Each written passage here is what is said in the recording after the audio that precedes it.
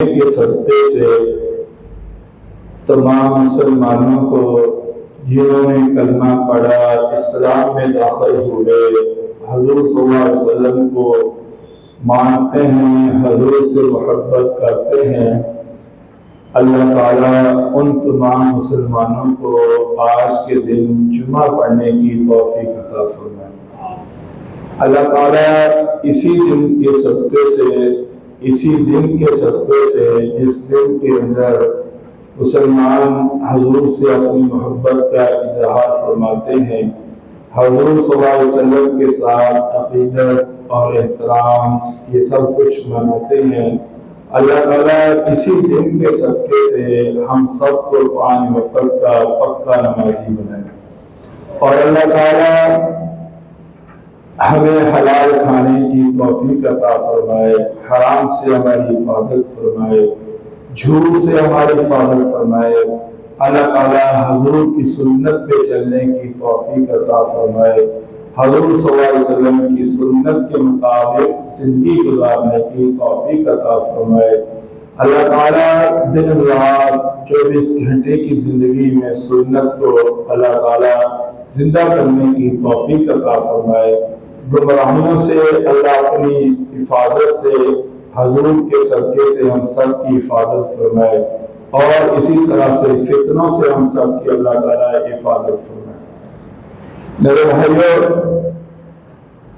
اللہ تعالیٰ کے ہاں سب سے جو بہترین نسبت جو ہے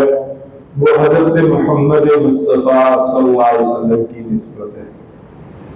جس انسان کی زندگی میں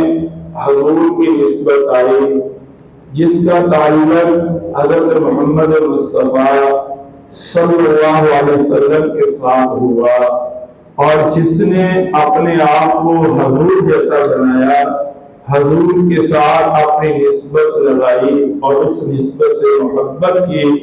اللہ تعالیٰ اس انسان کو قیمتی بنا دیتے ہیں اور افضل اور اعلیٰ بنا دیتے ہیں، کیونکہ آپ اعلیٰ ہیں، آپ کی ہر ادا اعلیٰ ہے،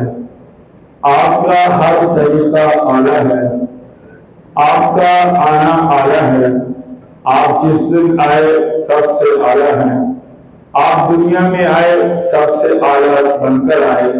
امام الانبیاء بن کر آئے، آپ پہ انبیاء کا سردار، آپ کو سردار انبیاء کا بنایا گیا، آپ کو خاتم النبیین بنا کر دنیا میں اللہ نے بھیجا، اور جو کتاب آپ کو ملی وہ اعلیٰ ہے، اور وہ کتاب کے ساتھ ساتھ کلام اللہ بھی ہے، اور جو امت آپ کو ملی وہ امت سب سے اعلیٰ ہے، اور جو دن آپ کو ملا جمعے کا وہ دن سب سے اعلیٰ ہے، جو رمضان المبارک کے روزے ملے وہ سب سے اعلیٰ ہیں، جو 5 وقت کی نماز ملی وہ سب سے اعلیٰ ہے، تیمم والی عبادت ملی وہ سب سے اعلیٰ ہے، اور اسی طرح سے جو عید کے 2 دن ملے وہ بھی سب سے اعلیٰ ہے، لیلۃ القدر کی رات ملی وہ بھی سب سے اعلیٰ ہے، تو 5 راتیں ملی وہ سب سے اعلیٰ ہیں، جو یار آپ کو ملے صحابہ کرام وہ سب سے اعلیٰ ہیں، ابو بکر سب سے اعلیٰ ہے، عمر، عثمان، علی، اور جس خاندان کا آپ کے ساتھ تعلق ہوا وہ خاندان سب سے اعلیٰ ہے، اہل بیت سب سے اعلیٰ ہے، حضرت حسن کی نسبت آپ سے ہوئی سب سے اعلیٰ ہے، حضرت حسین کے چہرے پہ آپ کی نظر پڑی اور اس نے سب سے پہلے جب اپنی آنکھیں کھولی تو آپ کے چہرے کو دیکھا تو وہ بھی سب سے اعلیٰ بنے۔ گویا کہ جو بھی انسان اعلیٰ بننا چاہتا ہے، اللہ کے ہاں مقام بنانا چاہتا ہے، اللہ کے ہاں عزت چاہتا ہے، اللہ کے ہاں عظمت چاہتا ہے، اللہ کے ہاں کامیابی چاہتا ہے، ذلت سے بچنا چاہتا ہے اور عزت والی زندگی گزارنا چاہتا ہے، جنت میں جانا چاہتا ہے، اللہ کی رضا چاہتا ہے، تو اس انسان کے لیے یہ لازم ہے کہ وہ اپنے آپ کو حضور صلی اللہ علیہ وسلم کی سنت میں ڈھالے اور حضور کے ساتھ اپنی نسبت کو بنائے۔ جس انسان کی نسبت حضور صلی اللہ علیہ وسلم سے بن گئی، اللہ نے اس کو سب سے اعلیٰ مقام عطا فرمایا۔ فتح مکہ کے موقع پر جب اللہ نے حضور صلی اللہ علیہ وسلم کے ذریعے سے خانہ کعبہ کو فتح کر دیا اور آپ صلی اللہ علیہ وسلم نیچے کرے، حضرت بلال اذان پڑھنے لگے تو فرمایا کہ بلال اذان کو نیچے نہیں پڑھنا، اذان کو خانہ کعبہ کی چھت پہ چڑھ کر پڑھنا ہے، تاکہ لوگوں کو پتہ چلے کہ جیسے حضور آ رہے ہیں، حضور کو ماننے والے بھی آ رہے ہیں، اور ان کا مقام یہ ہے کہ وہ خانہ کعبہ کی چھت پہ چڑھ کر اللہ کی اذان کو بلند کریں۔ میرے بھائیوں، بڑے بڑے مالدار لوگ تھے، لیکن ان کو دنیا کی ہسٹری میں کوئی نہیں جانتا، ان کے ناموں کے نام نہیں ملیں گے، ان کی کوئی پہچان نہیں ہے، ان کی کوئی اپنی کوئی چیز نہیں ہے، حالانکہ وہ مکہ کے سردار تھے، جاگیردار تھے، لیکن ان کی نسبت حضور سے نہ ہو سکی، وہ ایک گمنام ہو گئے، باوجود مال دولت کے ہونے کے، باوجود سرداریوں کے ہونے کے، باوجود بے شمار ان کے پاس اسباب دولت کے ہونے کے، لیکن وہ اپنا مقام نہ بنا سکے۔ حضرت بلال رضی اللہ تعالیٰ عنہ جب ان کو حضور کی نسبت ملی، حضور کا نام ملا، حضور کا تعلق ملا، حضور کی صحبت ملی، حضور کی مجلس ملی، حضور کی جو ہے سفر کا جو ہے صحبت ملی، حضور کے پاس آنا جانا ہوا، تو اللہ نے اتنا مقام عطا فرما دیا کہ آج بھی حضرت بلال کو دنیا جانتی ہے اور قیامت تک جانتی رہے گی۔ بلکہ یہی مقام نہیں اللہ نے عطا فرمایا کہ جب میدان محشر ہوگا، قیامت کا دن ہوگا، حضور صلی اللہ علیہ وسلم اپنے روضہ مبارک سے نکلیں گے، جس اونٹنی پہ آپ سوار ہوں گے، اس اونٹنی کی نکیل کو پکڑنے والے حضرت بلال ہوں گے۔ یہ ایک نسبت ہے، یہ ایک حضور کے ساتھ تعلق ہے کہ حضور صلی اللہ علیہ وسلم کے ساتھ اگر آنکھوں کا تعلق ہو تو اللہ کہتا ہے ما زاغ البصر وما طغى، اگر حضور کے ساتھ زبان کا تعلق ہو، اللہ تعالیٰ فرماتے ہیں کہ ان ہوا الا وحی یوحی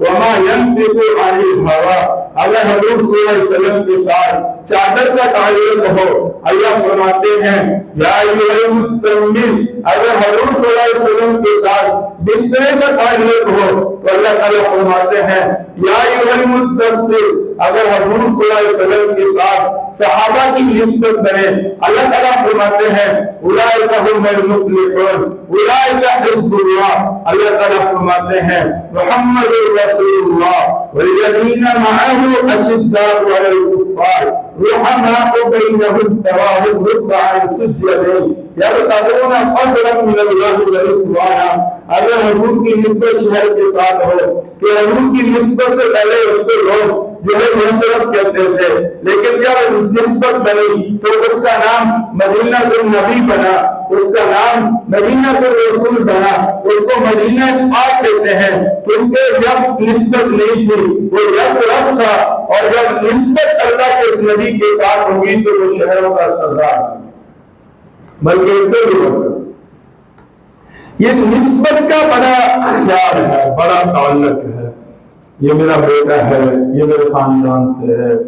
اس کا میرے ساتھ یہ رابطہ ہے، یہ میرا رشتہ دار ہے، یہ میرا شاگرد ہے، یہ میرا استاد ہے، یہ میرا باپ ہے، یہ میرا دادا ہے، یہ میرا نانا ہے، یہ تعلق ہے، اور ہر آدمی اپنا تعلق نبھاتا ہے، اور جو حضور اپنا تعلق نبھائیں گے ایسا تعلق مثال میں کوئی نہیں نبھا سکتا۔ حضرت یوسف علیہ السلام کا ایک واقعہ پڑھا کہ ان کے پاس ایک نوجوان آیا، کہا کہ میں غریب ہوں، قحط کا زمانہ تھا، آپ میرے ساتھ تعاون کریں۔ حضرت یوسف علیہ السلام نے ان کو غلہ دیا، غلہ دینے کے بعد انہوں نے کچھ حضرت یوسف کے کان میں کہا، حضرت یوسف علیہ السلام نے اور غلہ اس کو دے دیا۔ جب وہ چلا گیا تو اللہ تعالیٰ نے فرمایا کہ یوسف تو نے اس کو غلہ زیادہ کیوں دیا، پہلی دفعہ دینے کے بعد زیادہ کیوں دیا؟ کہا کہ اے اللہ، جب یہ میرے پاس آیا میں اس کو نہیں جانتا تھا یہ کون ہے، لیکن جب میں اس کو غلہ دے دیا یہ جانے لگا تو مجھے کہنے لگا کہ اے یوسف میں وہ بچہ ہوں جس نے بچپن میں آپ کی پاک دامنی کی گواہی دی.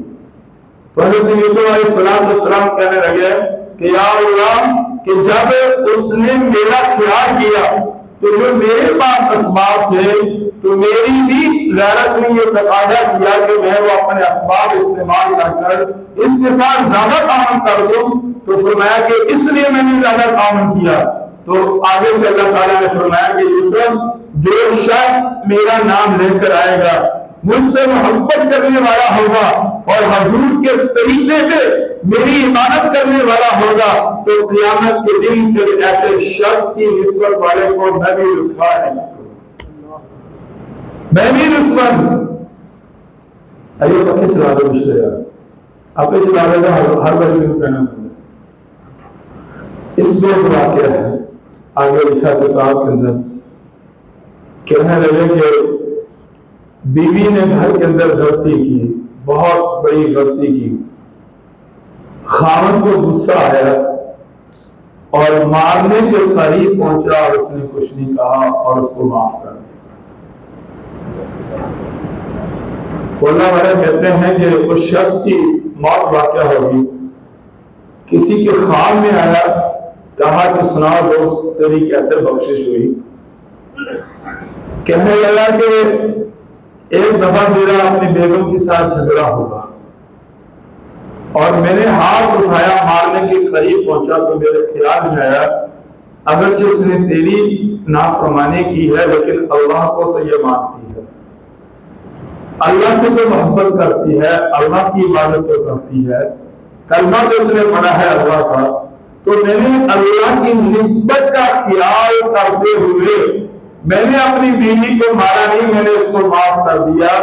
جب میری اللہ کی عدالت میں میری جب تفتیش لگی تو اللہ نے فرمایا کہ تو نے میری نسبت کا خیال کیا, میں اسی خیال کی وجہ سے تیری بخشش کا اعلان کرتا ہوں. تھوڑا سا ادب,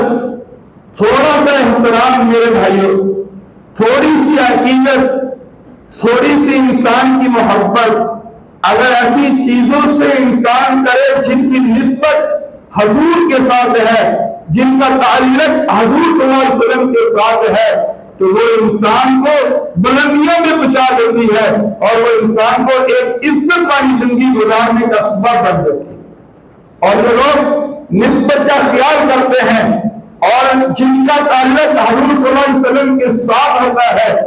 اور جو اپنی نسبت حضور کے ساتھ بناتے ہیں, گویا کہ ایسے لوگ خوش نصیب ہوتے ہیں, وہ اللہ سے اپنی دنیا بھی لے لیتے ہیں اور اپنی آخرت بھی لے لیتے ہیں. حضرت آمنہ رضی اللہ تعالیٰ عنہا کہتی ہیں کہ یہی 12 ربیع الاول کو پیدا ہونے والا ایک نور جس سے چہرے بکھرے والا, جس کو دنیا حضرت محمد مصطفیٰ صلی اللہ علیہ وسلم کے نام سے پکارتی ہے اور اس نبی کا کلمہ پڑھتے ہیں, کہتی ہے کہ جب حضور صلی اللہ علیہ وسلم میرے پیٹ میں آئے 6 ماہ گزرے تو جب میری نسبت حضور کے ساتھ ہوئی تو میری زندگی میں سکون آیا, میری زندگی میں پریشانیاں ختم ہو گئی, میری زندگی میں تکلیفیں ختم ہو گئی. کہتی میں پتھر کے اوپر جب اپنا پاؤں رکھتی تو وہ پتھر موم جیسا نرم ہو جاتا, جب میں دھوپ میں چلتی درخت میرے اوپر آ کر سایہ کر دیتے, اور جب میں کنویں کے اوپر پانی بھرنے جاتی تو پانی اوپر کو آ جاتا اور میرے ہاتھوں کے سامنے آ کر کھڑا ہو جاتا, اور جب میں آسمانوں کی طرف دیکھتی تو آسمان میرے اوپر روشنی کرتا, آسمان مجھے سلام کرتے ہوئے نظر آتے. جب میں درختوں کے پاس سے گزرتی درخت مجھے میرے سامنے چھوٹتے ہوئے نظر آتے, مجھے سلام کرتے ہوئے نظر آتے. اللہ نے حضور صلی اللہ علیہ وسلم کے صدقے سے, اس نسبت کے صدقے سے دنیا کی ساری چیزوں کو میرا تابع دار بنا دیا, میری عزت کرنے والا بنا دیا. وجہ کیا بنی کہ میرا تعلق حضرت محمد مصطفیٰ صلی اللہ علیہ وسلم کے ساتھ ہو گیا اور میں جو ہے ماں حضرت محمد مصطفیٰ صلی اللہ علیہ وسلم کی بن گئی. اس وجہ سے اللہ نے ساری دنیا کو میری عزت والا بنا دیا.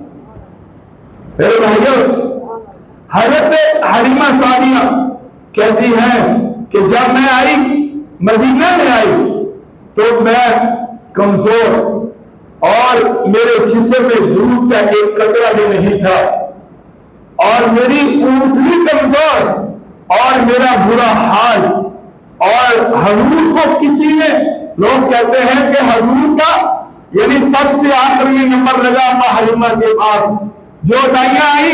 کسی نے پوچھا کہ بچہ مالدار ہے، کوئی پوچھتی کہ بچے کی وراثت کتنی ہے، کوئی پوچھتی کہ بچے کے جو ہے باپ ہے، کوئی پوچھتا کہ بچے کا کاروبار کیا ہے، اور ان کو نظر آتا کہ بچہ یتیم ہے، وہ چھوڑ جاتی لکھا تو ایسے ہے. لیکن ہم کہتے ہیں ان بد نصیبوں دائیوں کو میرے محمد نے قبول نہیں کیا، اس وجہ سے وہ آپ کو نہیں لے سکی. آخر میں مدینہ میں ایک بچہ بچا اور لینے والی ایک دائی مائے حلیمہ سعدیہ بچی. جب حضور کے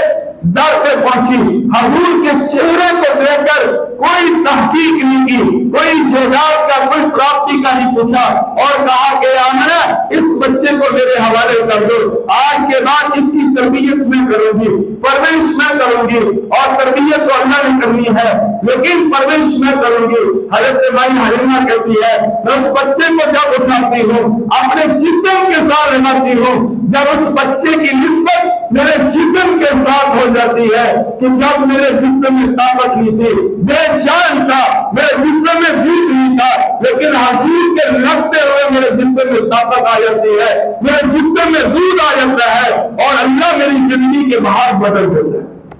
پھر وہ سواری یہ سب سے بعد میں پہنچتی ہے، جب حضور کے ساتھ نسبت ہوتی ہے، حضور اس سواری کے پر بیٹھتے ہیں، اور وہ سواری جب مدینہ سے نکلتی ہے، جو پہلے سواریاں کئی دن پہلے جا چکی ہوتی ہے، لیکن جب وہ سواری پیچھے سے تیز ہوتی ہے اور ان کو کراس کرتے ہوئے آگے جاتی ہے، تو وہ مائی حلیمہ سے پوچھتی ہے کہ یہ تیری وہی سواری ہے جس پہ تو آئی تھی، کیا آج اتنی تیز ہوگی، اتنی ہمت والی ہوگی؟ پہلے تو بہت دنوں کے بعد پہنچی تھی، آج اتنی جلدی کیوں پہنچ گئی؟ تو اما حلیمہ کہتی ہے سواری وہی ہے لیکن اس سواری کا سوار بدل گیا، اس سواری کی نسبت بدل گئی، اللہ نے اس سواری کے بہار بدل دی ہے. اسی طرح سے جب مائی حلیمہ کہتی ہے کہ یہ بچہ ہمارے گھر میں قدم رکھتا ہے، ہمارے گھر کے حالات بدل جاتے ہیں، قحط سالی اللہ تعالیٰ حسن میں بدل دیتے ہیں، اور جو خراب حالات ہوتے ہیں وہ اللہ تعالیٰ اچھے حالات میں بدل دیتے ہیں،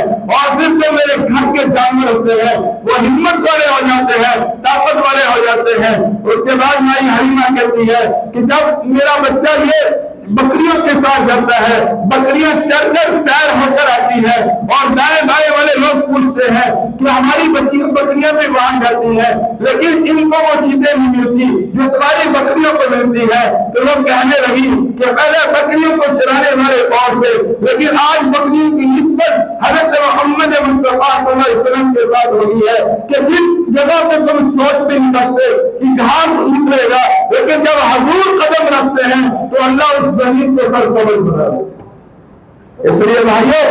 اپنی نسبت حضور کے ساتھ لگاؤ، اپنی زندگی کو حضور کی کامیابی میں لے کر آؤ، اپنی زندگی کو حضور کی سنت میں لے کر آؤ، اپنی کامیابی کو حضور کی سنت میں تلاش کرو، اپنے سکون کو حضور کی سنت میں تلاش کرو، اپنی آبادی کو حضور کی سنت میں تلاش کرو، اپنی آسانی کو حضور کی سنت میں تلاش کرو، اپنی جوانی کو حضور کی سنت میں لے کر آؤ، اپنی رات کی نیند کو حضور کی سنت میں لے کر آؤ، اپنی روزی کو حضور کی سنت میں لے کر آؤ، اپنی دکانداری کو حضور کی سنت میں لے کر آؤ. دیکھو پھر یہ چیزیں اللہ کیسے باہر ہو جاتے ہیں.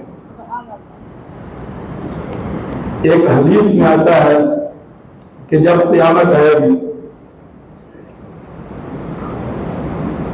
تو حضور صلی اللہ علیہ وسلم اپنے روزہ مبارک سے نکلیں گے، کیا مقام اللہ نے عطا فرمایا، کیا سوچ ختم ہو جاتی. کسی شاعر نے کیا پیارا کہا، ہوتا نہ تیرا نور گھر، ہوتا نہ تیرا نور گھر، کچھ بھی نہ ہوتا جلوہ گھر، تیرے سبب سے یہ سب بنا صلی اللہ علیہ وسلم. حضور کی محبت کے بغیر مسلمان کی زندگی نہیں، حضور کی نسبت کے بغیر ہماری پہچان، حضور صلی اللہ علیہ وسلم کے تعلق کے بغیر ہماری نماز نہیں، ہمارا روزہ نہیں، ہماری کوئی زندگی نہیں. فرمایا کہ جب قیامت آئے گی حضور صلی اللہ علیہ وسلم اپنے روضہ مبارک سے نکلیں گے، سیدھا جنت البقیع میں جائیں گے۔ جنت البقیع میں جانے کے بعد وہاں جتنے لوگ دفن ہوں گے ان سب کو اپنے ساتھ لیں گے۔ پھر اس کے بعد آپ صلی اللہ علیہ وسلم مکہ جائیں گے، وہاں کے سارے لوگوں کو اپنے ساتھ لیں گے۔ آپ کیا کہیں گے اللہ تعالیٰ کو کہ اے اللہ میرے مدینے والوں کو معاف کر دے، میرے مدینے والوں کو معاف کر دے۔ حالانکہ حدیث میں آتا ہے کہ وہاں وہی آ سکتی تھی کہ مکہ میرا شہر ہے نبی، پہلے مکہ والوں کو نام لے، لیکن حضور نے فرمایا کہیں گے کہ اللہ میرے مدینے والوں کو معاف کر دے، تو اللہ فرمائیں گے نبی جیسے تو راضی ہے ویسے ہی میں ہی راضی ہوں، پہلے میں مدینے والوں کو معاف کروں گا، بعد میں مکے والوں کو معاف کروں گا۔ وَلَسَوْفَ يُعْطِيكَ رَبُّكَ فَتَرْضَىٰ، اللہ تجھے اتنا دے گا تو اپنے رب سے راضی ہو۔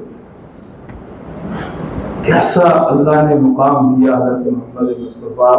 صلی اللہ علیہ وسلم کو کہ اللہ تجھے اتنا دے گا تو اپنے رب سے راضی ہو۔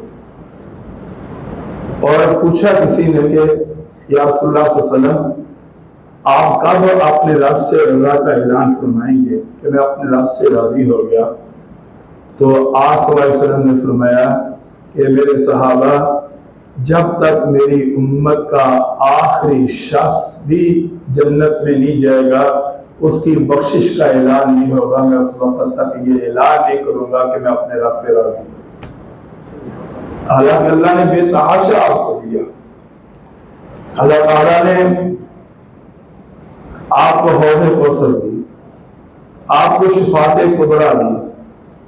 آپ کو اللہ تعالیٰ نے جنت کا وارث بنایا۔ اللہ تعالیٰ آپ آسمانوں کی طرف دیکھتے جو چاہتے اللہ قرآن بنا دیتا۔ آپ کو اللہ نے حبیب اللہ بنایا، آپ کو اللہ تعالیٰ نے کلام اللہ دیا، آپ کو اللہ تعالیٰ نے ابو بکر دیا، عمر دیے، عثمان دیے،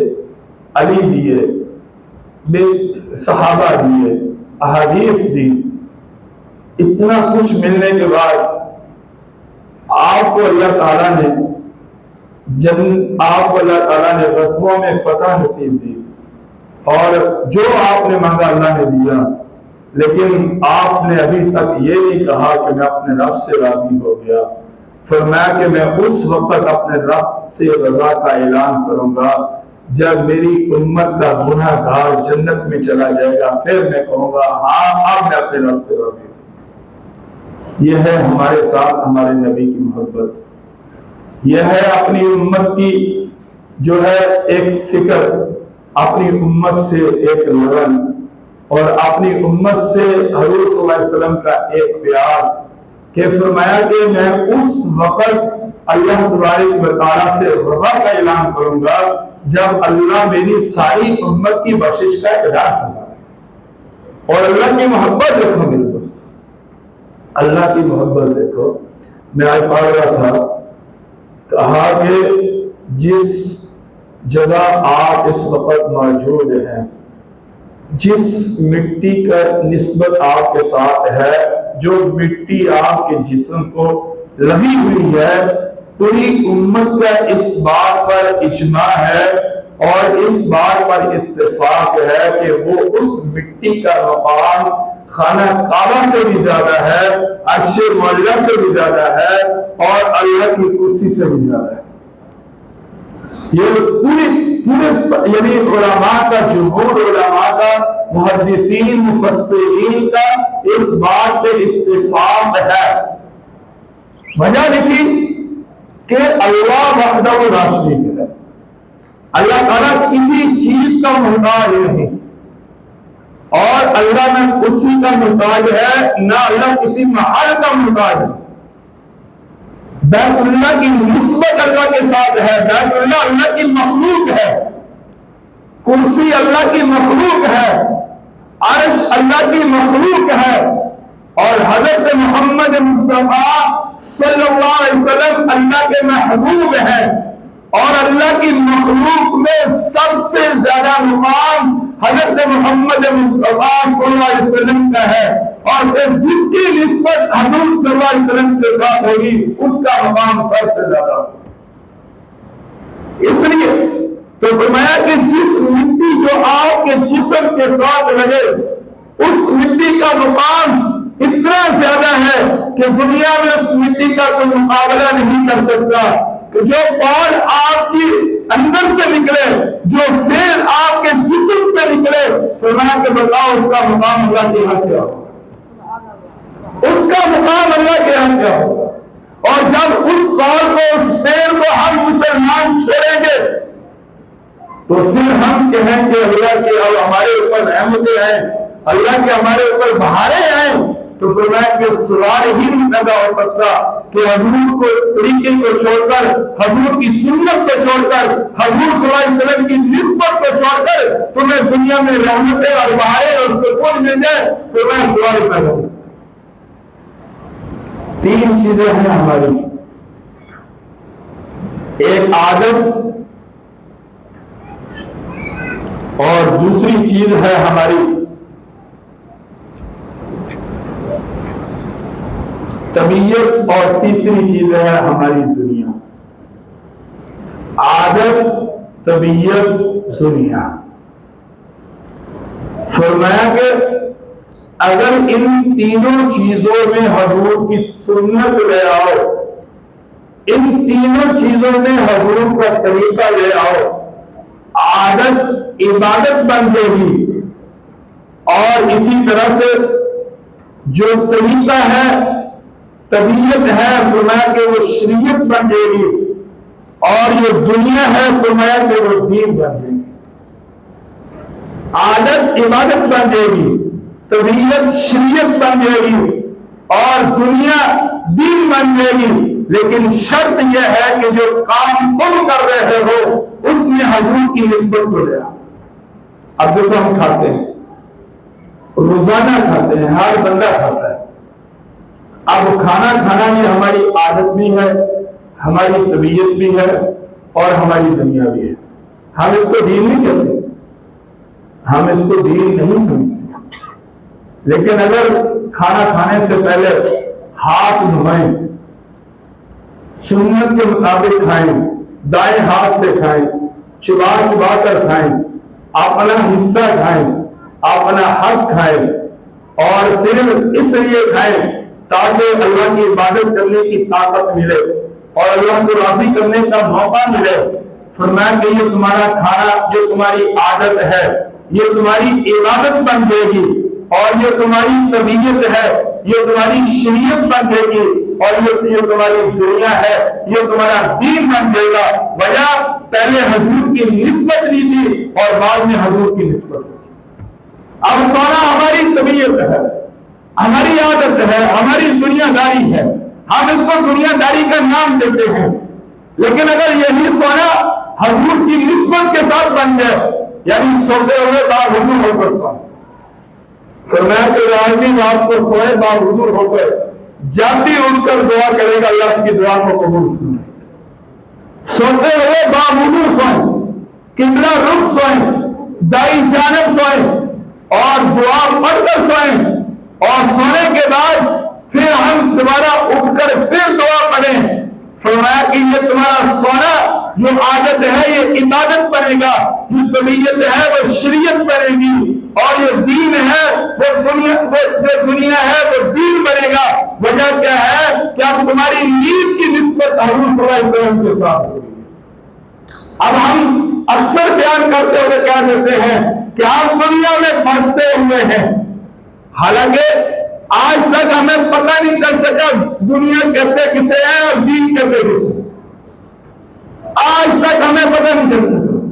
ہم دکانداری کو دنیا سمجھتے ہیں،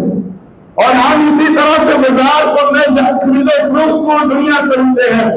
اور اسی طرح سے ہم کاروبار کو دنیا سمجھتے ہیں، ذمہ داری کو دنیا سمجھتے ہیں،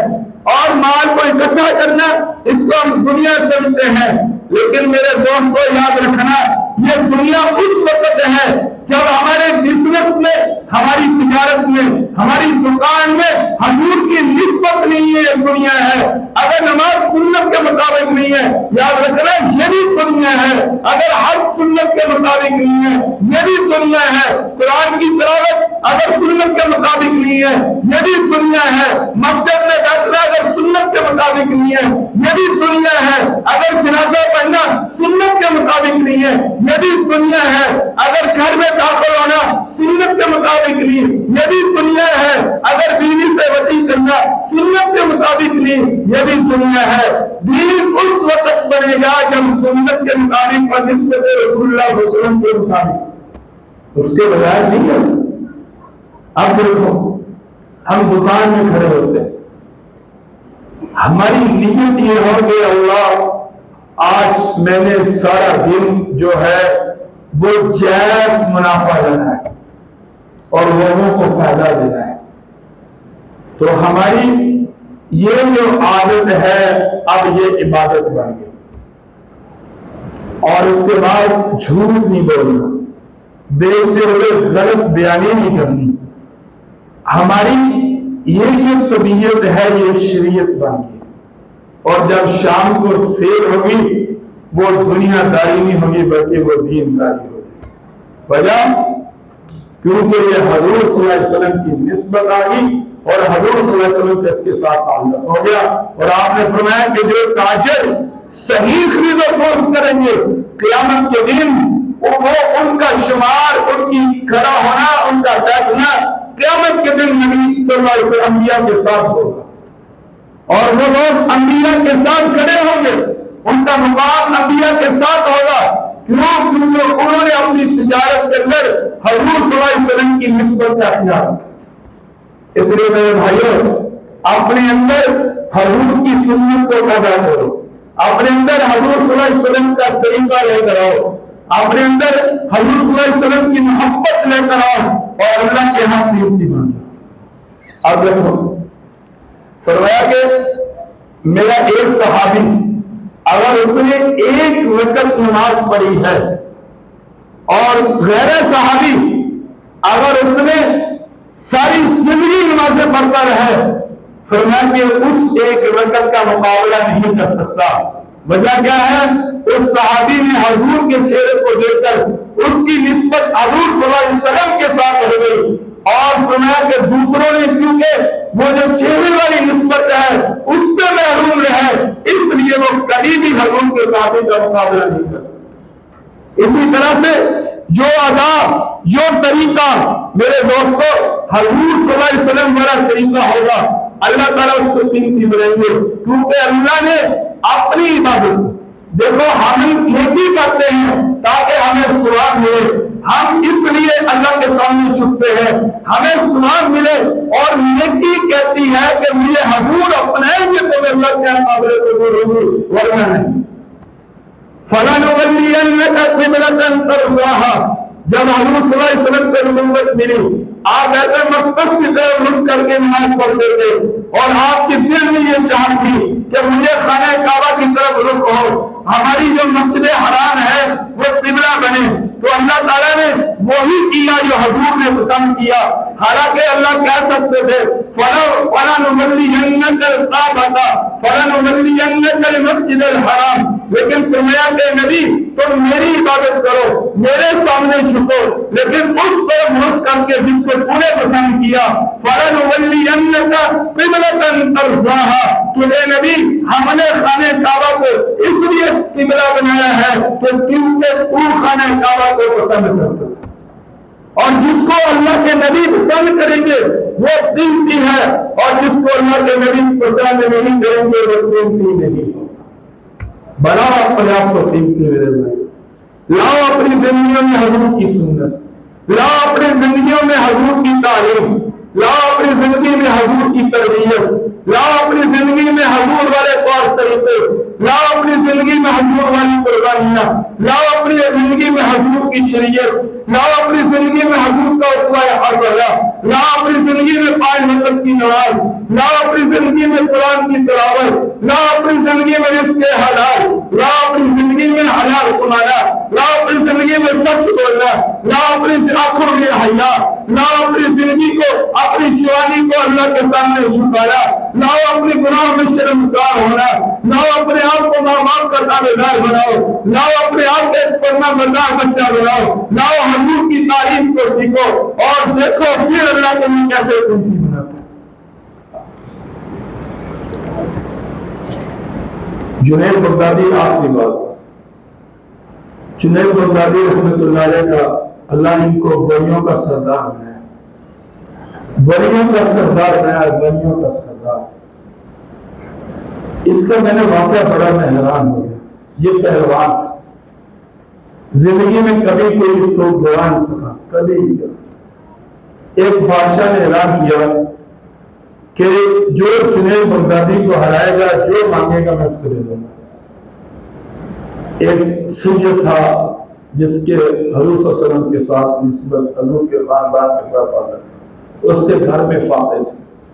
یہ سید ہوتے ہیں، وہ حرام نہیں کھاتے، وہ مانگتے نہیں، وہ صبر کرتے ہیں۔ اس نے گھر کے فاتح دے کر ارادہ کر دیا جنید بغدادی سے کشتی کرنے کا۔ جب میدان میں آیا تو بادشاہ نے کہا تو کیا مقابلہ کرے گا؟ کہا مجھے موقع نہ دیا گیا۔ مقابلے کے لیے موقع ملا۔ جنید بغدادی کے کان میں کہتا ہے کہ میرا تعلق حضرت حسن حضرت حسین سے، میں سید خاندان سے ہوں، حضور کے ساتھ میری نسبت ہے، میرے گھر میں فاتح ہیں، تیری عزت میں کمی نہیں آئے گی اگر تو ہار جائے گا۔ جنید بغدادی نے کہا کہ آج حضور کے پیچھے اپنی عزت کو مٹی میں ملا دے، آج اپنی مٹی میں اپنی عزت ملا دے۔ جنید بغدادی کہتے ہیں کہ میں اس سے ہار گیا۔